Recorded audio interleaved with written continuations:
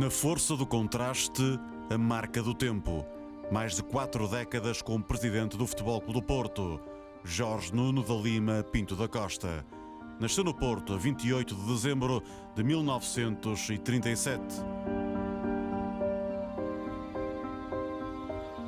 Entre os princípios impostos e a disciplina apertada da família abastada em que nasceu, sobrava pouco espaço para as intervenções clubísticas que despertaram mais tarde. É no Colégio das Caldinhas, em Santo Tirso, e a partir dos 10 anos de idade, que o desporto entra de forma evidente nas conversas e na vida de Pinto da Costa.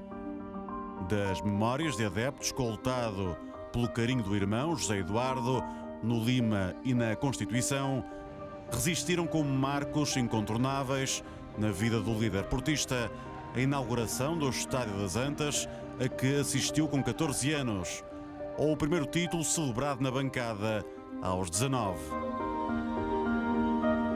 A avó fê-lo sócio do Futebol Clube do Porto em 1953. Estava longe de imaginar que o neto seria peça com nome vincado na história do desporto em Portugal.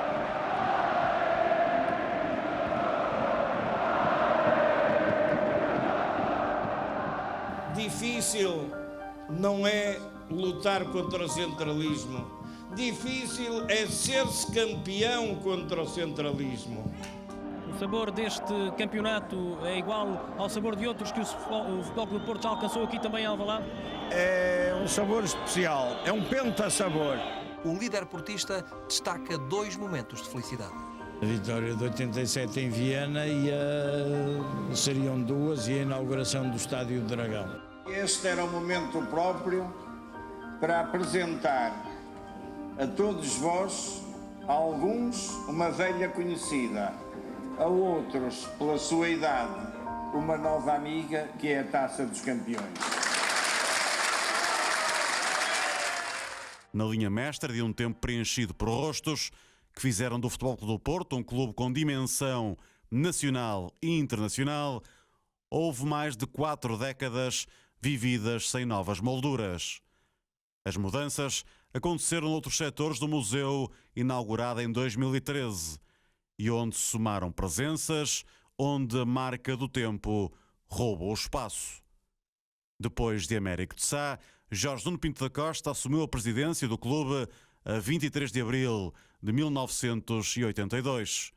Aos 44 anos de idade, começou então, a meio da vida, uma nova vida, que se confunde com os largos dias de uma história feita de títulos, de momentos, de intensidade e de palavras gravadas na memória coletiva.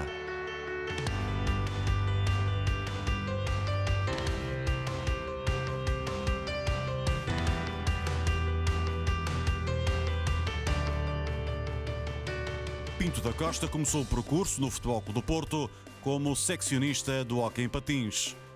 A ligação à modalidade foi o prefácio indicativo do que estava pela frente. A entrada no departamento de futebol aconteceu com um grito de revolta, quando em janeiro de 76, madrugada adentro, se levantou e ergueu a voz para dizer sim ao repto lançado por Américo de Sá. Na gênese da decisão, a vontade de fazer diferente, perante o tom satírico e crítico de alguns boavisteiros à mesa do Café Orfeu. E à noite vou para o Orfeu, bem, foi até às 2 da manhã, levamos o que se chama um baile que não faz a mínima ideia. Pedroto não dizia nada, era o único calado, e o único que estava em brasa, embora trabalhasse no Boa Vista, era o Hernani Gonçalves. E diz-me: olha, professor, vocês amanhã treinam à tarde, eu tinha que levantar às 8. Eu vou-me embora, mas vou-lhe dizer uma coisa, escreva. Largos dias tem 100 anos. Então, o que é que isso quer dizer? Largos dias tem 100 anos. E eu vim embora, Trouxe o Pedroto, que morava na Praça de Velásquez, eu morava na Alameda essa de Queiroz, que é 200 ou 300 metros, trouxe o Pedroto para cima e tal, e ele disse, está na sua mão, dizia o Pedroto, está na sua mão, virar isto. E eu disse, Pedroto, a minha vida não tem, já dei o meu contributo, não. Futebol é muito absorvente e tal. E pronto, acabou. No dia seguinte de manhã, pego no jornal cedo e vejo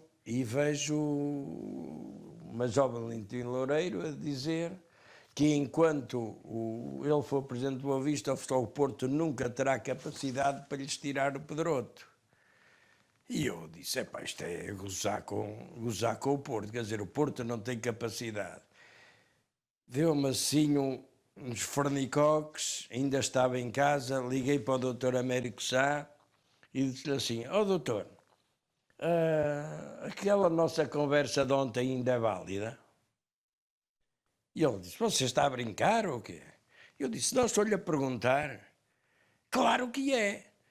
E eu disse, então eu sou capaz de reconsiderar. E a entrada no futebol deu-se ao lado do eterno amigo José Maria Pedroto. Somaram juntos as conquistas pensadas, desenharam juntos um futuro por concretizar. Pinto da Costa estava então na antecâmara desta linha pintada de objetivos, sonhos e conquistas.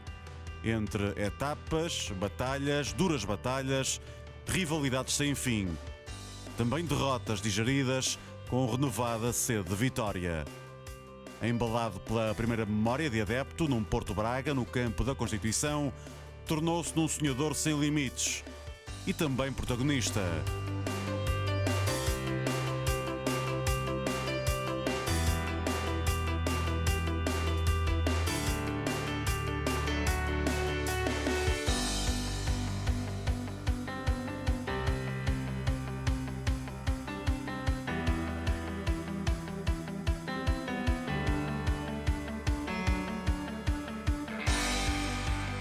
Mas importa sempre, nestes momentos, voltar à origem e por lá encontrar as promessas que, à época, ecoavam no universo azul e branco, sedento de vitórias, vazio da hegemonia nacional e distante de prestígio internacional.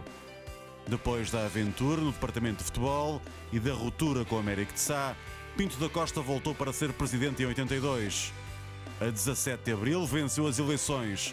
Dias depois tomou posse como 33º presidente do Futebol Clube do Porto. Queria sucesso nacional e internacional. Aconselhavam-no a ser prudente.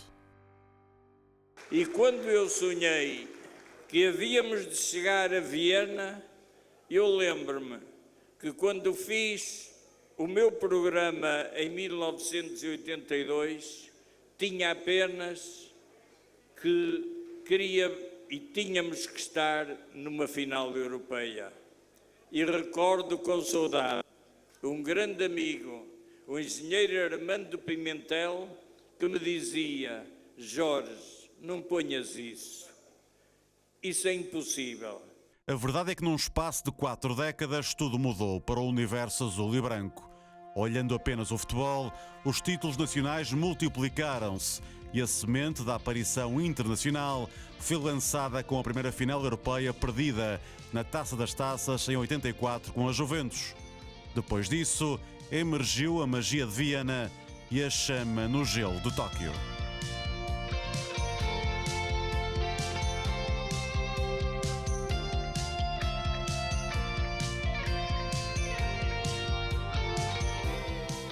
E o Grande Porto também começa a partir daí. Eu acho que em 84, com a presença em Basileia, já foi a Juventus, já temos uma imagem de marca que foi o primeiro passo. Depois disto foi a consagração, que é preciso não esquecer que o Porto venceu o Bayern, que era na altura um gigante, mas na meia-final tinha eliminado talvez a melhor equipa da Europa naquela altura. No Museu do Porto, este setor, o das vitórias internacionais, tem subjacente a liderança de Pinto da Costa, que estendeu a chama internacional ao calor de Sevilha e à serena grandeza de Gelsenkirchen. Agora vemos José Mourinho, creio que num momento especial, com a Taça UEFA, esse troféu importantíssimo e um abraço também importantíssimo. É um momento brilhante da noite, um momento importantíssimo também.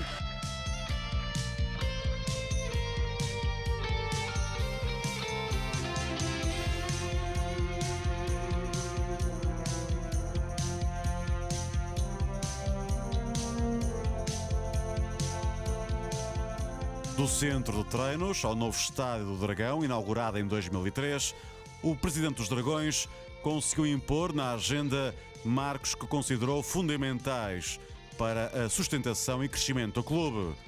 O seu primeiro título como presidente aconteceu no hóquei em patins, com a Taça das Taças, no ano da tomada de posse, 82. A paixão pelas modalidades teve como epílogo a construção do novo pavilhão. Mas aonde não tínhamos local? Até que um dia eu descobri que aqui onde estamos havia um buraco. Só resta este buraco. Aqui é impossível fazer um pavilhão. É impossível para mim, que não percebo nada disto. Mas há um arquiteto, o Manel Salgado, que fez esta joia aqui ao lado, que o que é impossível para mim, se calhar para ele é apenas um pouco difícil.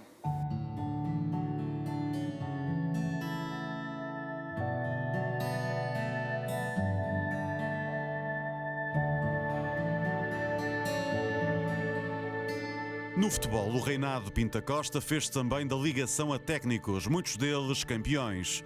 Mais de uma dezena de treinadores festejaram a conquista do campeonato ao lado do presidente. Porém, na linha extensa que conecta o princípio e o fim, encontramos nos extremos referências essenciais. Pedroto não foi campeão com Pinto da Costa como presidente, mas foi o líder dos Dragões quem o devolveu ao clube e o acompanhou até aos últimos dias. Foi marcado para sempre pelo toque do mestre. Vou-me dirigir apenas assim, mister, para lhe dizer que a razão por que todos aqui estamos é porque gostamos todos muito de si.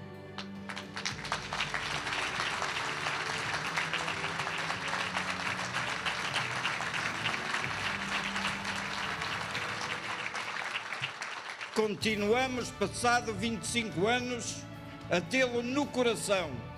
Não é só na memória, a tê-lo no coração, como tem todos aqueles que consigo tiveram a felicidade de privar. Quando em dezembro de 83 Pedroto apareceu pela última vez no Banco do Porto, Pinto da Costa sabia que estava ali o fim de uma ligação quase umbilical. E eu no fim dei-lhe um abraço e ele disse, mas que foi? Parece que ganhamos o campeonato, cara. Ganhamos ao Penafiel. Então não compreendeu. E eu aquilo foi, naquele abraço, foi, digamos, tudo o que passamos e, digamos, quase que o sentir que era a última vez que íamos estar ali sentados lado a lado. Depois de Pedroto, Artur Jorge, na altura a aposta de risco, levou os Dragões ao topo da Europa. Com ele no banco e Gomes resgatado para o ataque, o primeiro título nacional do Pinto da Costa no futebol, em 84-85.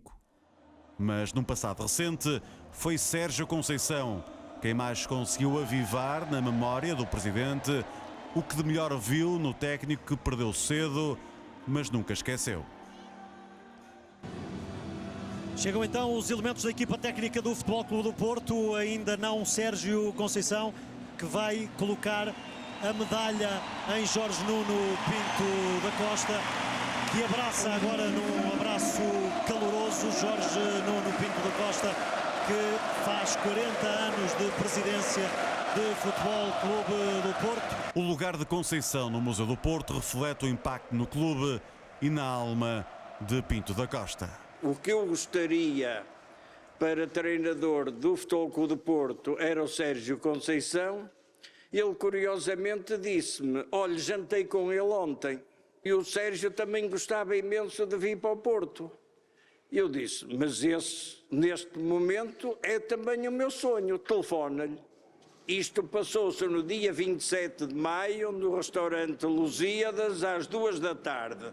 Às 4h30 da tarde, o Sérgio Conceição estava aqui no meu gabinete e eu fiz-lhe a pergunta direta: queres ser treinador de Futebol Clube do Porto? Sim. Tantas vezes Pinto da Costa abrigou o poder do discurso na classe literária de José Régio, que, à luz do seu cântico negro, soube sempre por onde ir e só se deixou levar, bem ou mal, para onde foram os seus próprios passos. E nesses caminhos, em mais de 40 anos de presidência, manteve ao seu lado a força da presença de ramalhianos. No arquivo do Pinto da Costa é das poucas imagens constantes e inevitáveis. Como Presidente da República, Yanes emergiu ao lado de Pinto da Costa uma imagem que lhe deu força e nunca foi esquecida.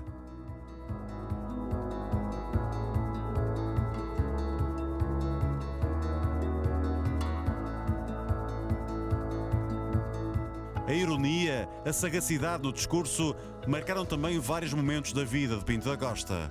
Até porque vocês sabem que temos connosco a comunicação social, que esvoaça como abutres sobre tudo o que possa sair da boca do Futebol Clube do Porto.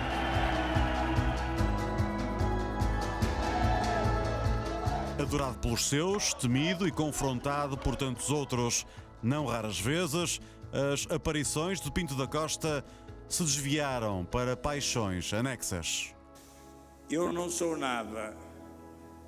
Eu nunca serei nada. Eu não quero querer ser nada, mas tenho em mim todos os sonhos do mundo. Lembrar uma curta frase de José Régio num grande poema em que ele referia o amor, a amizade e quantos sonhos de cristal ele sonhara. E eu direi que com a vossa presença, com a presença do Sr. General Ramalhianes, meu Presidente, com a presença dos meus amigos, que todos aqui estão, com o apoio da minha mulher, da minha família, eu continuarei a pautar a minha vida pelos conceitos que sempre fiz do amor, da amizade e continuar a ter sonhos de cristal para realizar. No banco ou na tribuna, Pinto da Costa viveu submerso por uma onda azul e branca, na qual navegou sem fim e se fez imortal. Muito antes do derradeiro dia, o museu, que não quis armazém de taças, mas antes sinal de modernidade, traduzia já o seu papel na história do clube. Não há ninguém eterno, nem nunca haverá, e que o Futebol Clube do Porto é muito maior do que qualquer pessoa, por mais longevidade que ela possa ter. E o que é necessário é estarmos preparados todos para saber que o Futebol Clube do Porto, depois de mim, há de ter muitos presidentes, para além até das nossas vidas, e que o que é importante é que esse presidente, seja quem for, venha a sentir o apoio que felizmente eu tenho sentido de generalidade dos esportistas.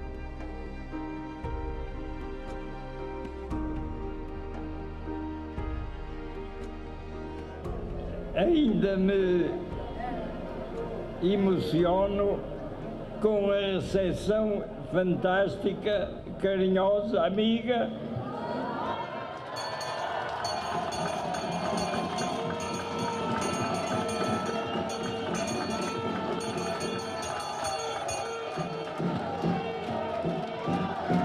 Mas nós estamos aqui, vocês estão aqui, o Futebol Clube do Porto está aqui. O abraço dos adeptos nunca lhe faltou. A emoção da derradeira visita à mítica janela da Casa da Aforada, como campeão no futebol em 2022, escondia ainda a força de um traço combativo que nunca esmoreceu e conduziu Pinto da Costa até à derradeira batalha eleitoral. Jorge Nuno Pinto da Costa avança como candidato a um 16º mandato à frente dos destinos do Futebol Clube do Porto. Será certamente o meu último mandato, sem dúvida, mas vou cumpri-lo até ao fim. Não é com a intenção, como alguns dizem, de o deixar a meio para abrir a porta a quem quer que seja. Não. Quem vai escolher sempre o presidente do Futebol Clube do Porto serão os sócios do Futebol Clube do Porto. E os sócios foram o mar, que desaguou no Dragão quase 27 mil votantes. O ato eleitoral mais concorrido da história do clube, a 27 de abril de 2024. Nem a luta contra o cancro travou o presidente de novo candidato, mas a maré, desta vez, trazia nas profundezas da sua razão a vontade de mudança. André Vilas-Boas venceu com mais de 80% dos votos. Pinto da Costa saiu do combate, derrotado numa batalha da qual nunca quis abdicar. E noite dentro, a saída mais simbólica.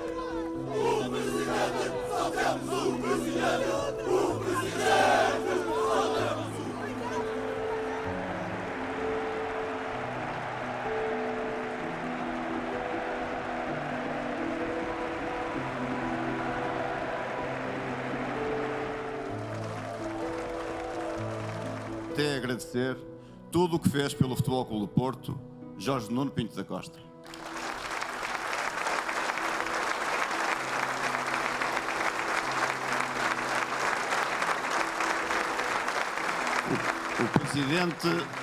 O presidente dos presidentes não é metáfora, é memória, é respeito e gratidão, mas é sobretudo obra, vitória e glória.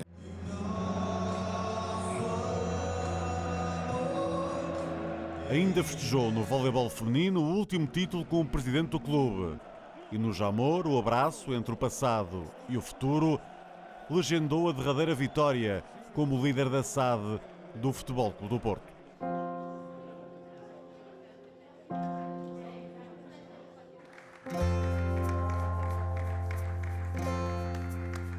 "42 anos depois, despide de uma pele que lhe correu no sangue e que tantas vezes se confundiu com a sua identidade. Pinto da Costa tinha ainda na agenda espaço para um derradeiro ato de exaltação pública junto dos seus. No seu último livro deixou nomes de quem caminhara a seu lado, mas ficara para trás na longa jornada. Deixou também um abraço aos que quis ter por perto até ao fim.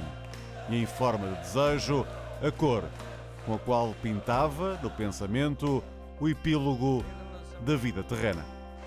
Não quero ver lá ninguém de luto, de preto em sinal de tristeza. Quero ver lá toda a gente vestida de azul. Azul, como estão aqui muitos.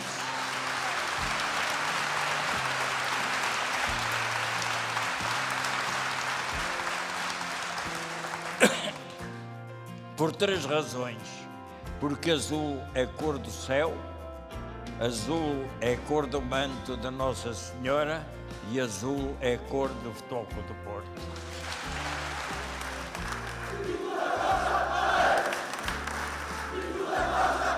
Pinto da Costa, azul até ao fim.